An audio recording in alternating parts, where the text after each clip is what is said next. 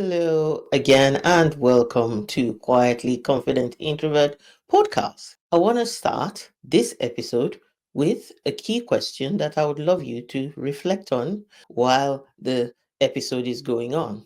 Because I think I want you to come along with me on the journey as we have this conversation today. So, the question I want to pose and ask you is this: what parts of your introverted nature have you been downplaying that could be your unique edge in leadership? Welcome again. My name is Patience Ogunbona, and you are listening to Quietly Confident Introvert Podcast, the podcast designed to empower ambitious introverted women to develop quiet confidence, harness their introvert strengths, and go after those audacious ambitions.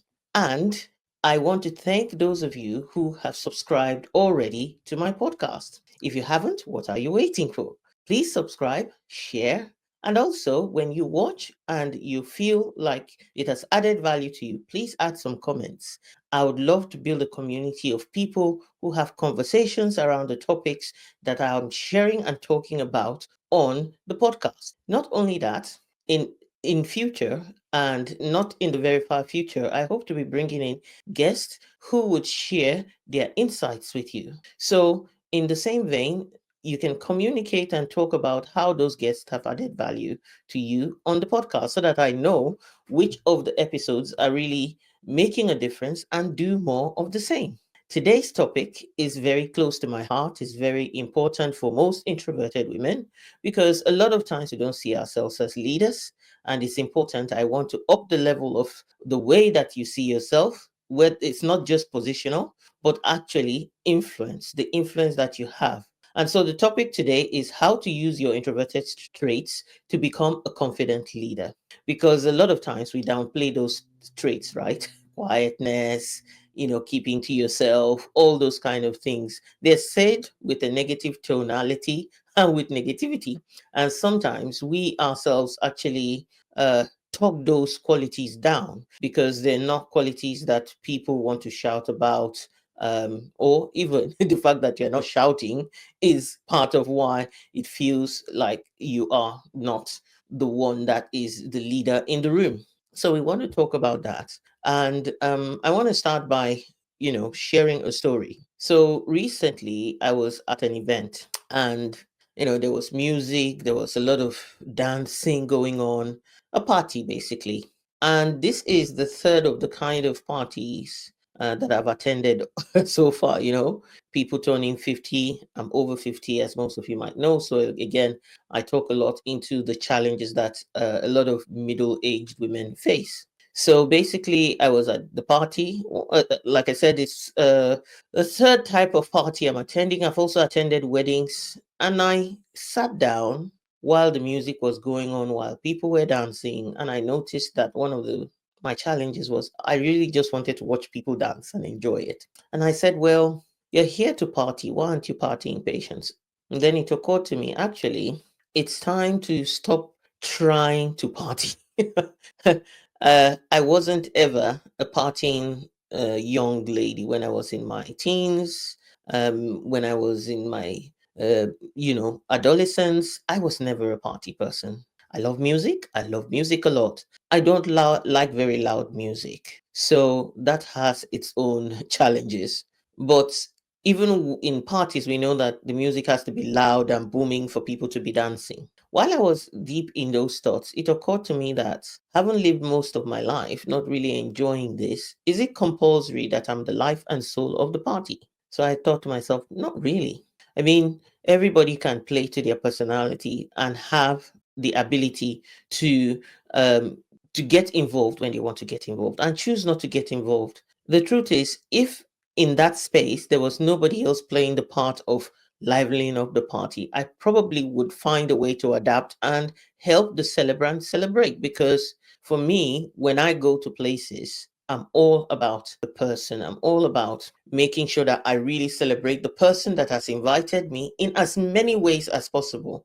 But if there are things that I'm not comfortable with and it's happening, but there are other people taking care of it, then the question I needed to address was, why do I really have to feel like I'm out of place or odd because I'm not the life and soul of the party. Once I addressed the question and said, I'm going to just accept that I'm not the life and soul of the party, things changed because guess what? I found other ways to add value. I was able to stand up when things were going on and I would go and speak to the MC about things that I saw and I thought, add this to the equation. Or I would say to the photographer, take this picture, do this, do that. And they found all my suggestions very valuable. So in the end, my part in it felt more aligned, felt more comfortable for me. I didn't have to push myself and go, oh, patience, step out of your comfort zone. I love my comfort zone. And sometimes it's okay. I can expand the comfort zone when necessary, but I don't always have to step out of it. And that's part of the topic I want to talk about today. So, how do you actually, just from this story, how do you actually accept those introverted traits and use them to become a confident leader? So, what transpired during this time was a sense of freedom, a sense of liberty to express myself. So, I want to share some top tips from my journey and the things that I've learned. The first one uh, is the power of self-understanding and acceptance. And basically, what I mean by that is having been on the journey of really self-awareness all these years, I have done it, gained insights, but sometimes you gain insights and you use those insights to kind of punish yourself or feel, why am I not like this?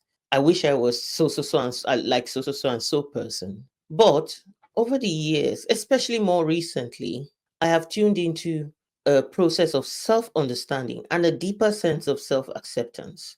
And this story I shared about the party was that understanding myself and then accepting that there are things that I don't really want to be. And it's okay if I'm not, because the other parts of me that I am are fun. So instead of seeing introversion as a limitation, see it as a unique way of engaging with the world.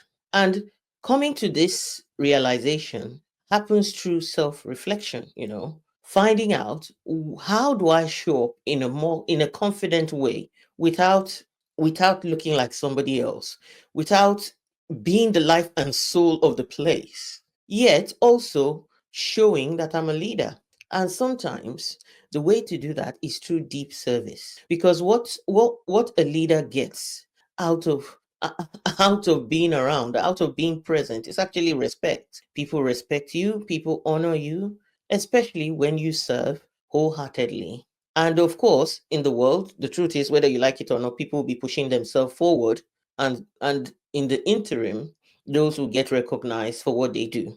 So your service might go understated, right? We will come to that. We'll come to that element later when I share other points. But the point I'm trying to make here is the first and most important element of this is don't see introversion as a limitation. See it as a unique way of navigating the world, of making a difference in the world. And that comes through self understanding and self acceptance. Understand yourself, understand the strengths that you bring, understand how you occupy space in an environment and create presence. So that's the first one.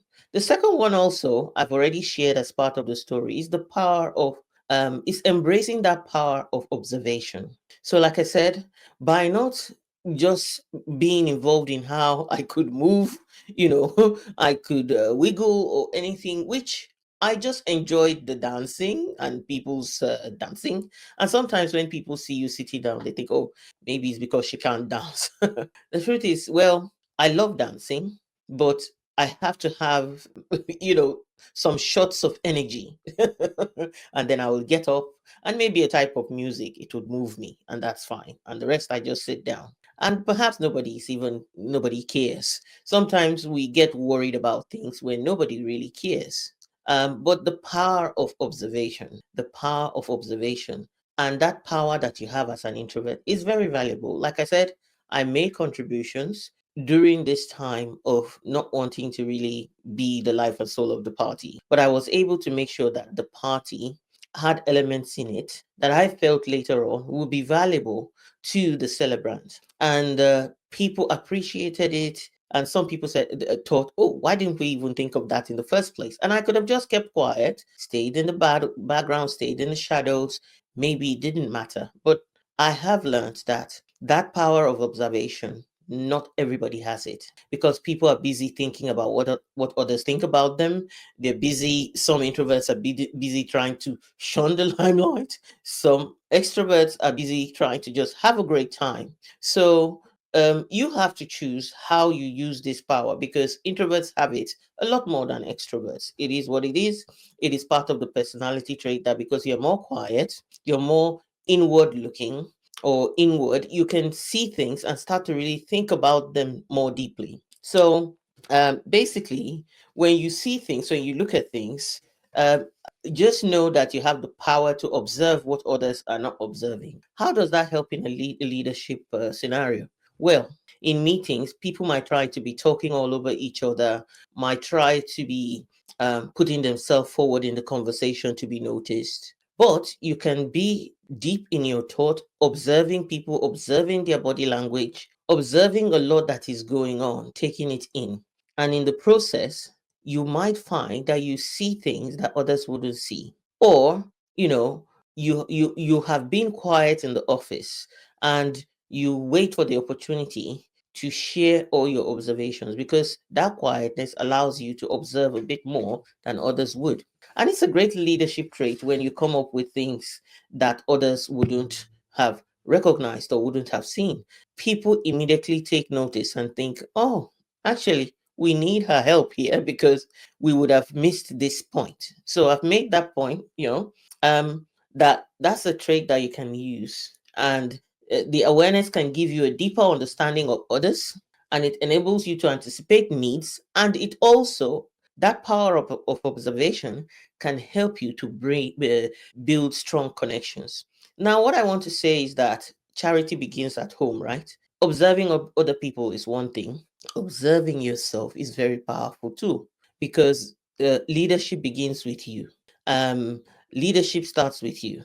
Influence starts with you, how you influence yourself. How about turning that power of observation inwards, or looking at yourself? Looking at yourself, standing almost like standing outside yourself to look at yourself. I started to practice the art of doing this more recently. And one of the things I've noticed is sometimes I rush things I shouldn't be rushing.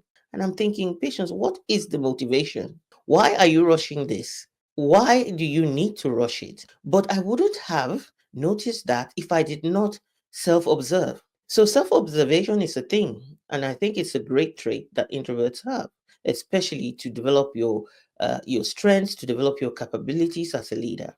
You want to see the ways that you self sabotage. Because when I'm rushing things for well, initially felt like no apparent reason, I'm likely to miss things and I'm likely to make mistakes. And I just realized that, wow, there's something about it. And when I began to dig deeper, especially now that I've moved from uh, employee to entrepreneur, I recognize that with the employee mindset, there's always a deadline. Someone is always setting it, and you're always being watched so that your performance is determined.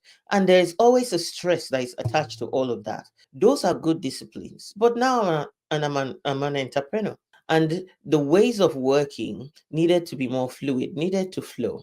And I realized that I was always approaching work with a certain energy that didn't serve me as I wanted. That self observation made a difference. Yeah. And then the next one that I want to share is the power of deep listening. Now, because you're quiet, because you're observant, you're more likely to listen more deeply. Now, sometimes if you're quiet and you are inward facing, you're likely to shut down when the noise gets too much, and therefore you no longer take things in. That happens to me a lot. If I feel like the noise is too much and a lot is coming at me and being said in a way that I can't resonate with, I will switch off, and I might be there, but I'm no longer present. But then it doesn't. When I heard how effective deep listening can be in influencing others by tuning in and then developing your intuition as a result of that, I started to work on that deep listening more. One of the phrases that one of my coaches taught me, he said, leave yourself outside the room when you come in to do your coaching session with your coaching clients. Such an important um, way of approaching coaching sessions. It's not about me. I'm there to serve. I'm there to give deep insights. I'm there to help my clients go deeper. In the same vein, as a speaker, I use that principle, leave myself outside the room and my ego. I want the people who are listening to me to take something away that will make a difference. Now, I believe that this for me is a way that I create influence in people's lives. When you listen deeply to people, when people feel seen, feel heard, feel understood, they allow you, they give you permission to influence them. They give you permission to kind of direct them and say, you know, I think you understand me. So the likelihood is the suggestions you're making are things that I need to really take seriously, right? Who doesn't want that easy kind of life in leadership? So while other leaders might want to be telling people what to do, the best approach is to bring people in and listen to what they want to do. And using that power of listening, you can now project back to them what they want to do, help them analyze it, and help them to come to the right conclusions. This is how you help people to achieve goals, not by telling them what to do, really. So you can see that the trait of being quiet, being somebody who is deep thinking, can be used for deep listening as well. Listen to understand, not to respond, they say. But again, if you're listening to understand rather than to respond, the good thing is you have deep thinking and you can dive into the resources you have from within, that depth that you have from within, to come up with some further questions, some probing questions that will help. I believe that every leader needs to learn how to coach and have some form of coaching skills that they can use. So that's where deep listening comes in. So whether you're in a meeting or one-to-ones, or when you are trying to build a team, when you truly listen to others and understand what they need, what they're asking, what they want, you can inspire and you can influence them. Then, another key leadership quality that many leaders also struggle to develop, but that you can tap into to become a more confident leader, is the power of reflection. Now, when you're a deep thinker, when you're quiet, when you seek solitude, you probably also love reflecting. You love finding a place to reflect. You love finding a place to tap into your thoughts and understand them. So reflection really makes a great difference. So I was sharing with someone after I finished a presentation on stage. I noticed that there was somebody using my power of observation. I noticed that there was somebody sitting in front who kept looking at me intently, nodding, writing notes. And I observed that person and I thought, this feels interesting. So when my session was over and I was walking around listening to what other speakers might be saying, I met this person in the corridor and I said, wow, okay, uh, what exactly were you gaining from from my session, because you were focusing intently? And he said, one of the statements that I made him think a lot. Take time to ask yourself questions and reflect on them. This will give you the depth of understanding required to lead others. He said, when I said that, he thought, that's important for me. And that's what's missing in my leadership journey. I'm not taking the time to ask myself some deep questions and reflect on them. And the thing is, if you're introverted and inward facing and also love solitude, you can give yourself time to actually reflect on questions. So, one of the ways that I help clients is one of my journals. I hope to bring out another one that is more leadership focused, but I have one that is tailored towards entrepreneurs, but anyone can pick it up and still find it valuable. I met some coaches who were in the retreat industry when I went for a conference, and they bought a copy because they found it useful. When I went to Dubai, I spoke to a room full of different people, teachers, and different professionals. Even though it said introverted female entrepreneurs, people bought it. And even some men bought for their mom, for their sister. They felt that they needed to do some reflections. Why? Because that journal actually contains reflection questions. It contains 12 reflection questions that you can ask yourself and journal about them. And you can use them as a self coaching tool. So, the power that you have as an introvert to reflect is very valuable for self coaching. I am a great believer that even though I'm a coach, I facilitate the ability for people to self coach themselves. So, hence, I believe that this person taking away this question will make him a better leader because he is trying to reflect on the questions so that he can have depth of understanding of himself to be able to lead others. So I want you to lean into and cultivate even more, the habit of self reflection because that's so, so important. The other thing that is important is having all this brought together through the power of aligning with what really matters most. And a leader that is aligned is one that is going in the right direction, following the right path, and can bring people along in a good way with their vision.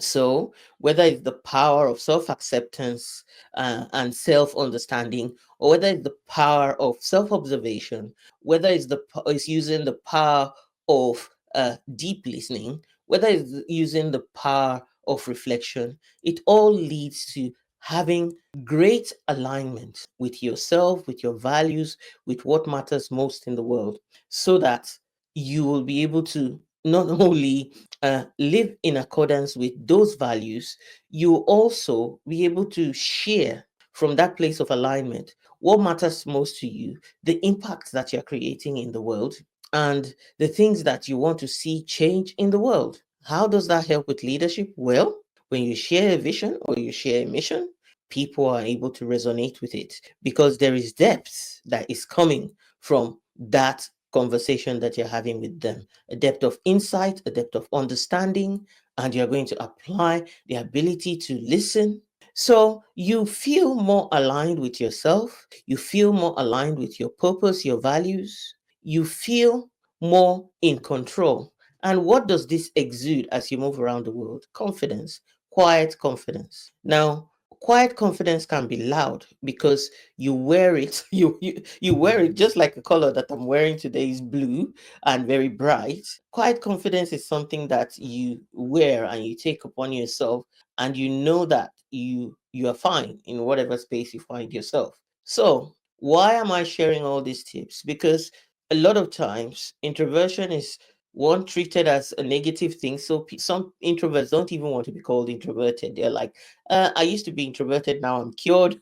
Or, well, I don't think I'm really introverted, especially because I do XYZ. But here's the thing: introversion is, like I said, a different way of engaging with the world. And I will use the analogy that I use a lot that people get and they love. The sun comes out brightly. It's unapologetic about shining brightly. It's unapologetic about people thinking, oh, it's yellow, it's lovely. And the sun is like party time, right? But if the sun was shining in the night, nobody would be able to kind of feel that they can shut down. So what happens? The moon comes out. So the moon comes out, the moon is more understated, but the moon shines just as brightly. The moon has a hue of pinkish, bluish, and sometimes you see the half moon. People like to see the full moon, and it gives an ambience that is different from what the sun gives. None is competing against each other. They have their time and their space. The sun can be regarded as the extrovert and the moon introvert. It's a different way of engaging with the world. So understanding your introvert strengths deeply actually makes you a more confident leader. I hope you agree. So the question I posed in the beginning, I want to pose it again. And that question is, have you been reflecting on it? What parts of your introverted nature have you been downplaying that could be your unique edge in leadership? I want you to think about it. I want you to think about all the points. Is it your power of self acceptance and self-understanding that comes from quietness and solitude? Is it your power of reflection, the ability to reflect deeply? Is it your power of listening, your ability to listen deeply and understand people? Is it your power of what's the other one I mentioned? Is it your power of uh your power of deep listening, reflection, power of self-understanding and acceptance, power of self-observation? Yes, that's the one I forgot. Power of self-observation. So power of deep listening, starting off, the power of self-acceptance and self-understanding, developing that using your introvert traits and the things that you love. The power of self-observation, observing yourself, observing others, observing things around you. The power of reflecting deeply, listening deeply, and all this accumulate into being able to find alignment, create alignment in your life. And the more aligned you are, the more fulfilled and the more purposeful your life is. So instead of comparing yourself to others, lean into those unique strengths, your unique perspective, and how it gives you strength and how it helps you to shine, to create the impact, to create the presence and the positioning that you need in the world. So I want to round off by leaving a quote with you. And I hope that you had a nice time with this episode and you gained some things. I know in the end we had a bit of me trying to figure out what the points are. Um, and just to reiterate, the points are: we have the power of self-understanding and acceptance. We have the power of uh, deep observation. We have the power of deep listening. We have the power of deep reflections. And we also have the ability to create great alignment because of all these other elements that we can build. And this, in turn, helps us to become better, more confident leaders. So, the quote I would like to leave with you today is one of my own. And I wrote it when I talked about once being frustrated at work, but then finding a way to navigate that frustration and come out of the other side brilliantly when it came to conflict management. And the quote says, "You get to build quiet confidence from every battle that you engage in. Win or lose, you learn more about yourself and you also seize the opportunity to be decisive." I'll say that again.